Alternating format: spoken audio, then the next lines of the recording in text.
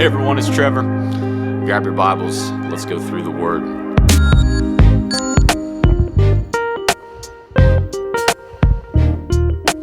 We're in day 262 of our reading plan, and I want to look at a portion of 2 Samuel chapter 15. So I'm going to read verses 1 through 12 with you all, and then we'll learn from the word of the Lord. In the course of time, Absalom provided himself with a chariot and horses and with 50 men to run ahead of him. He would get up early and stand by the side of the road leading to the city gate. Whenever anyone came with a complaint to be placed before the king for a decision, Absalom would call out to him, "What town are you from?"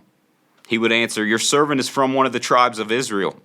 Then Absalom would say to him, "Look, your claims are valid and proper, but there's no representative of the king to hear you."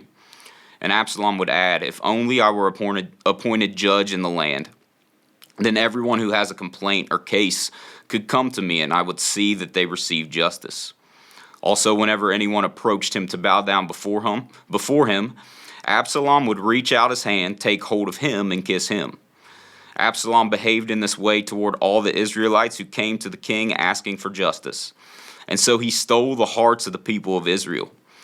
At the end of 4 years, Absalom said to the king, "Let me go to Hebron and fulfill a vow I made to the Lord. While your servant was living at Geshur in Aram, I made this vow. If the Lord takes me back to Jerusalem, I will worship the Lord in Hebron." The Lord said to him, "Go in peace." So he went to Hebron.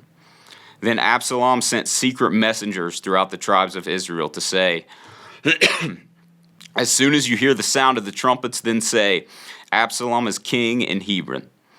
200 men from Jerusalem had accompanied Absalom. They had been invited as guests and went quite innocently, knowing nothing about the matter. While Absalom was offering sacrifices, he also sent for Ahithophel the Gilonite, David's counselor, to come from Gilo, his hometown. And so the conspiracy gained strength, and Absalom's following kept on increasing. So I feel like I'm focusing a lot on these in the past few videos, but this is another low point in the life of David. He had many high points as well, as hopefully you are following along through the reading plan. But here his evil son Absalom conspires against him. So take a moment before we dive in. Notice the chaos in David's family life after the grievous sin he committed in chapter 11. Just look at the chapters between and look at what's going on within his family. So I want to point out a few things about Absalom's rise to power and then make a few applications based on these things. So let's look at how he came to power.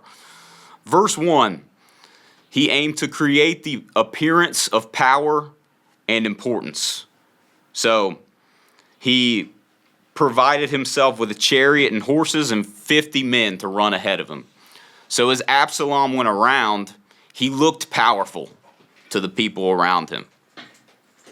Verses 2 through 4, he gave everyone the idea that he had the answer or the solution to all their complaints. So he just had the general way he carried himself in saying, "I have all the answers here." And we see that in verses 2 through 4. Also, we see in verses 5 through 6, he used flattery, which is deception. He made anyone who came to him feel like they were special in his eyes. Finally, we see him deceiving his father David in verses 7 through 9.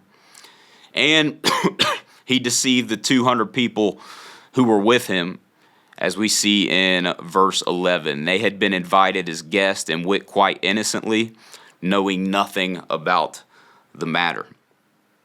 So, let's see what his rise to power was founded on. Let's take a moment to reflect on that. And I want to tell you all, beware of Absaloms today. Beware of those who may be trying to lead you and influence you the same way Absalom did in this account. So take a moment to think about those who may be leading you, maybe in normal life Or we could even talk about like social media influencers here. Do they create the appearance of power and importance?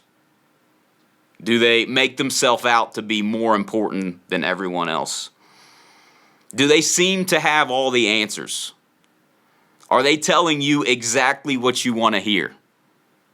If they're telling you exactly what you want to hear, let me tell you right now, odds are they're not telling you the truth. And at the end of the day, if they're following this course of action, making you feel like that you're special in their eyes, you're special in the world, they're likely deceiving you. So think about who's leading you. Think about who's influencing you. Are they doing it according to the word of the Lord? Or are they doing it according to the way of Absalom? So beware of Absaloms today. Be careful who your leaders are. Thank you guys. Have a good day.